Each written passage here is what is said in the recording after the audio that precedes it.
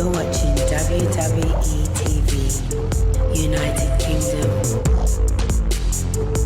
You're watching WWETV, United Kingdom.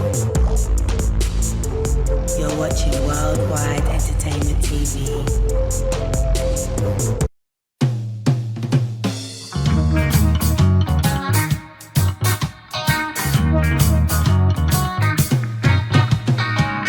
Boom. Right now, we're there. We're up on the YouTube train. We're chuckling through. We're coming in. We're going to pull up in YouTube London, YouTube Space London. And we've got legends on board, legends on board, legends on board. We don't let anyone on our YouTube train, is it? So today, you're here with me, Ragazulu Rebel. If you didn't know, get to know. And we have a special guest, man by the name of Stormin. Howdy doody. Boss it in the Prius. Boss it. Alright. Stormin, for those that don't know, if you don't know where you've been, legend from the grime scene, from the D&B scene. Tell the people about Stormin. Who is Stormin for someone that's never ever heard a man before, had his head on the rock for 10 years? Stormin is one of the most energetic, most hype artists you've ever seen in the UK underground music. Yeah, he is a person who was a part of one of the first ever legendary grime crews, and now a part of one of the biggest drum and bass teams at the moment, called SASASAS, formerly N.A.S.T.Y crew. How else do you put it? The guy who is known for not really holding anything down, being very upfront, smokes on the camera, gets mad views for it, goes to the shop and gets mad views for it. He is just himself. Boom. So man is a musician, he's a character, he's a man. Alright, so let's take it back. You said history. Let's take it way, way, way back. Yeah. Cool school. Wow! Cool school. Alright. 13. The biggest thing in the ends. I want to MC. No one wants to let me in because I'm too young. You got to prove yourself. This contest comes every year. One of the biggest jungle. Who ran it? Cool FM. Okay. That was like the biggest drum and bass jungle radio station underground in the whole of London. They used to put on this event for the under 18s to actually have a competition of lyrics. And my area was like, you might as well go for it. Like, you're doing all these house raves, it's time for you to take the next step. So I did exactly that and came out the champ. And man's been winning ever since? Yeah, non-stop. Okay, so then N.A.S.T.Y, Nasty crew. Yeah, man. Started again, that was just after the jungle years, around 15, 16. Got a call from Sharky Major. I'm correct in believing that you're one of the founding members, is that right? Yep, definitely. Yep, that's it's enough. There was no N.A.S.T.Y crew, yeah, until that phone call when Sharky rang me, yeah. Marcus N.A.S.T.Y was the DJ. He had Sharky as his MC, said we need another MC. Sharky rang me. We went on to, it was Flavor FM. After that day, history was made. We became N.A.S.T.Y crew. Whose decision was it to be N.A.S.T.Y crew? Who came with the name? Marcus's idea? It was actually the guy who owned the radio station came on and said, yes, that was the N.A.S.T.Y boys, so that was wicked. We turned that older. Man is a big man. Even though we was only 16, 17, you can't call man boy. So, and even in the ghetto, to reach 16 and 17 worldwide, enough man don't reach it. So yeah. to kind of build them kind of ages, still of cognitive mind, to be Definitely. free and still making decisions, that's a big man's status, and to be pioneering in these ways. Do you know what I mean? Like to be taking these big leader steps, it's a big man's status. So he was christened the Nasty Boys, and then it developed into the Nasty crew. Yes. It wasn't even christened Nasty Boy, because we threw that away and said, man, you can't Man, call try us christen that. it. No, so dash that. We'll put crew instead, yeah, and roll at that. And then from there we started evolving. We then brought in Armar, who was a close friend of mine. Because me, Armar, Dizzy Rascal, and Master B used to be in a crew called YGS. That was before Nasty crew. But they obviously didn't go too far. So I thought, you know what, me and Armar have been friends, bring him in. Later on, Kano was a good friend of Sharky's, and D-Double we both knew. Getz was a close friend of me and Sharky. Kano, Footsie, Monkey. Seems very East London. Yeah, it was. We was all kind of friends. We all knew each other. Do you know what I mean? It wasn't, oh yeah, you could MC, you could join us. No, it was like, we knew each other. Like Footsie and my dad, Footsie's dad and my dad was Sounds. They had different sound systems from so Forest you've Gate. got a history and right, you see what I'm saying? So that obviously brought us together. D-Double living next to Footsie, you know, hold on, we see him all the time. Kano being in East Ham, Sharky used to go out that way a lot. Me and Sharky being close friends, I'd go with him. Do you know what I mean? It's all, yeah, we all linked up together and decided to make that main thing Nasty Crew. But we never, ever, ever, ever thought it would have ever gone to where it did go to. We thought it was just a couple of men spitting lyrics, doing our thing, done. Do you think that helps? Because often when people have agendas, like say if everyone decided they've got this $1 million Hollywood dream of that big car and this and that, kind of egos can get in the way. But when it's kind of, I just want to do this pure essence of express, it kind of lets it free and then it kind of just organically develops and grows. Or do you think that it had an effect of that way? No, it definitely organically grew, but at the same time, a lot of, when there's so many people, some are going to want other things than others. So some might want to jump to go to somewhere, but me being myself, I've always thought of it, my time will come. Don't rush nothing. Do you know what I mean? Like, it will come, just keep working and it will come. So some might have gone before me, some might not have gone before me, but time. Do you think that your history, like you mentioned that your dad was a soundman, and knowing Mazera, I know say that that's vintage, old school kind of thing, so you think that always being among you, still like actors' children kind of thing, they're like Robert De Niro's son, he may act or something like that, but he's not eager to be in the front line because he knows, say, that he's a great and he's coming from greatness. So is it because you've always been among music that it's just something I want to do as opposed to a novelty? You think that's why? Yeah, I kind of grew to like, I have to be someone in music. Like, I always wanted to do music, and I grew up as the mind state of, I've got to take it further than my father. Okay. Like, I've got to make him proud. Yeah. So I must. So, yeah, definitely. Okay. Is Pops proud? Yeah, definitely. SASAS. That's some emergency thing I can't. That is a whole new level.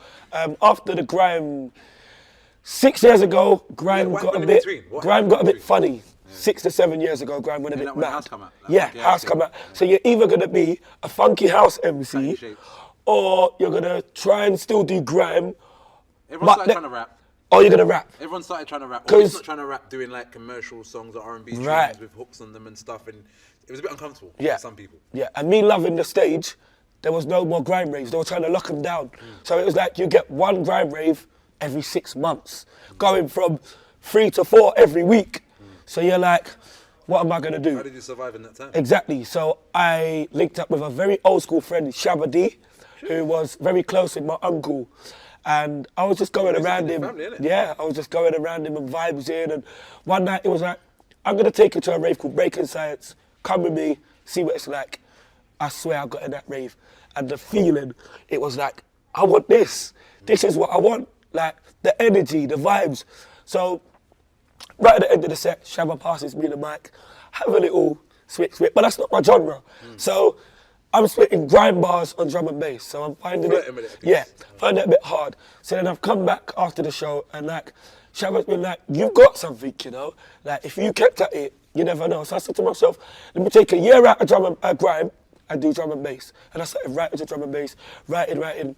Year later, I get an award for best breakthrough drum and bass MC. Yeah? You're like, hold on a sec, whoa. Who was the award? Who was the body that? It was the Drum and Bass Awards. Okay. Yeah, so it was official. Do you know what I mean? So after getting that, I thought, wow. Like, how's it to be embraced by another scene completely? Amazing, amazing. You're kind of a architect of this grime thing. When N.A.S.T.Y, I started, there wasn't a grime, it was garage. Yeah. The house and garage with MCs on it and the darker kind of tunes, and then you had like people like Footsie and Tubby with the sub-low, bassy kind of tunes, and these things started to form. And then after as marketing, and then while it came out, what do you call it? Yeah. Grime. And then it started to be, so being from before that, to get embraced by this scene, how did that feel? Like, just out of this world, it's mad to even explain. Just, you've gone from a lot of angrier approach to a more nice and happy approach. So before I'm going to the Raven, do you know what I mean? Now I'm, you understand? That you're free. Yes, and that is what I think I needed. I needed that the freeness, to be a bit more open about things and not so secluded, you know? I think that comes a lot from being a similar age group, similar places. A lot of our genre, even that grime thing, was young men trying to find themselves. Yeah. So they hadn't yet experienced certain things or whatever. D&B has a bit of age. Yeah, definitely. So people have kind of gone through their puberty, let's say, their musical puberty of who am I as kind of stroppy teenager and kind of rare. I'm an adult and I'm alive and I'm still here. Wait, let's have a good time because this is why we did this. So it's matured. And so do you think that's why you feel a bit more free in there? Definitely, and to be around people you've always looked up to, i.e. Skibbity, Shabba, X-Man, Bassman, Ragga Twins, you're amongst these, your name is next to them on flyers, you're standing with them, you're actually doing shows with them. You need to be up to the mark. You can't be some silly little kid hyping up around legendary people like this. Like a new challenge. Definitely. Okay. All right, well, this brings us up to the current day. BRB, be right back. Yeah, man. What's going on for this? There it is there. Me and my friend Sharky Major decided to sit together just before my mad operation. We'll get back to that. Yeah. Or should we deal with that first? I think we should deal with that first. Okay, Towel Gang. Yeah, man. Towel Gang. Those who don't know, I was suffering from stage 2 skin cancer. Come on, high five. What? You're lying part. See it there? All the way. He was. I was. I had a huge tumour on the side of my face. It was actually taking over me. I didn't like the way I looked. I didn't want to go out. I didn't even want to see my kids. Then it got to the point where the doctor said, you're going to have a big operation. This operation is going to be very serious. It's life or death. It's going to be a 12-hour operation. This was about 6 months ago. Okay. So I was there like thinking to myself, what can I do? A man with a new lease on life. Yeah. Okay. So I'm now sat back and I thought to myself, I could die. I could live. Forget dying. Dying's a myth. I'm going to live. Yeah? Get me in that studio. I worked my heart and soul and put everything into it. I knew that I would be right back. There's no way of that not happening. So I made sure that was the name of it before. Some people wait to the end. I named mine before. Yeah? I made songs about stuff that hadn't even happened that I was going to make happen. Prophecy. Yeah. And that's exactly what I did. And put it together, put it out. By the time it was pre-released, the pre-orders had gone mad that we was #1 in the pre-orders already. Yeah. By the time it was released, the night it came out, 12 o'clock, ping, we was at #1 in the electronic charts. We was running that. Can we get a round of applause? Huge respect.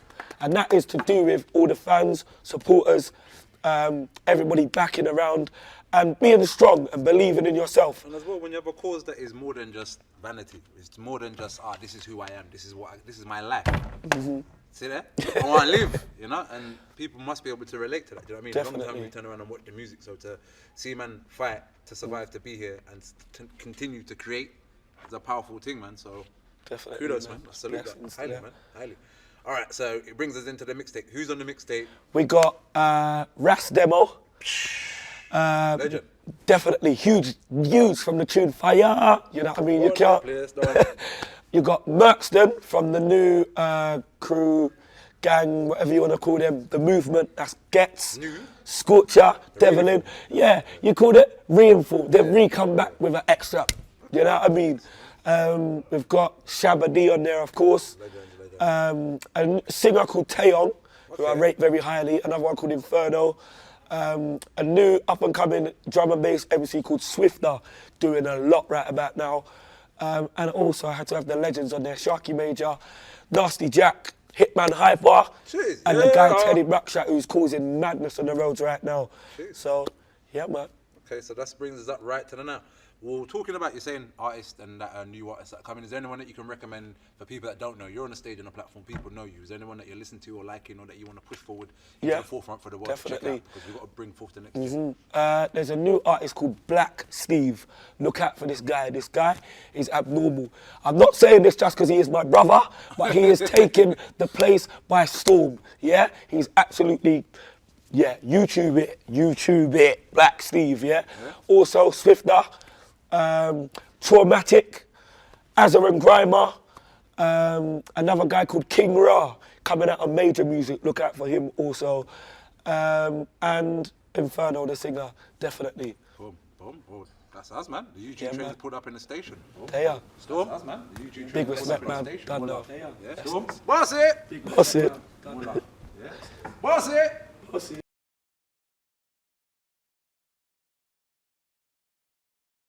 Oh, Sorry. here with a legend, you know. So sorry. From Birmingham. Stop. Boom, bam, Lady Lisa. Anyway, have a nice day.